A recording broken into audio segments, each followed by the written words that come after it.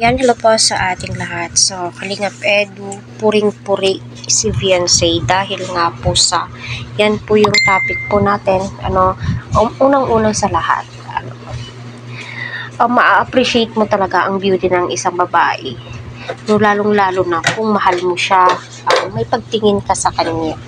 Kahit sino naman po, puring-puri naman po talaga yung beauty ni Fiancé, di ba?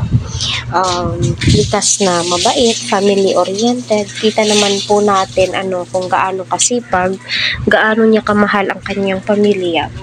Kaya, hindi maiiwasan na mahuhulog ang loob ni Edu sa kanya. Kung baga, si Fiancé ay nasa kanya na ang lahat.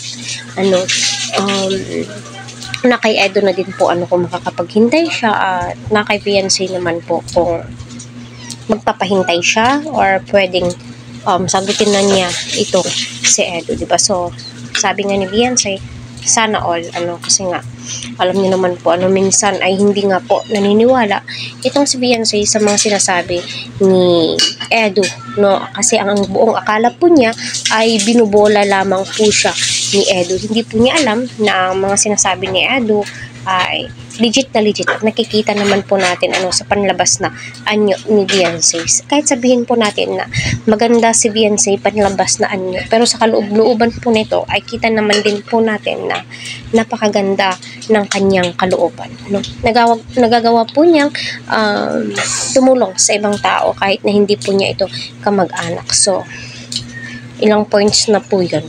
Napakalaking puntos na po iyon para sa mga sponsors ni Fiancé. Kaya pansin nyo, hindi po nagiging madamot yung mga sponsors ni Fiancé kasi nakikita nila sa taong tinutulungan po nila kung gaano ka-thankful at mapagbigay, di ba? Kita naman po natin, no, kahit na napakaraming blessings yung ibinibigay ng sponsors ni Fiancé ay hindi po niyang nagagawang magdamot.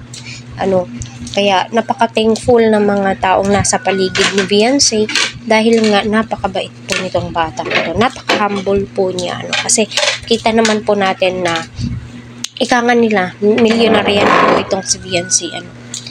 Pero never mong nakitaan sa kanya or nakita sa kanya na lumaki ang kanyang una. Bagkos, lalo po siyang bumait. So, nasa tao na lamang po talaga iyon. Kung magpapagamit siya sa pera, di ba?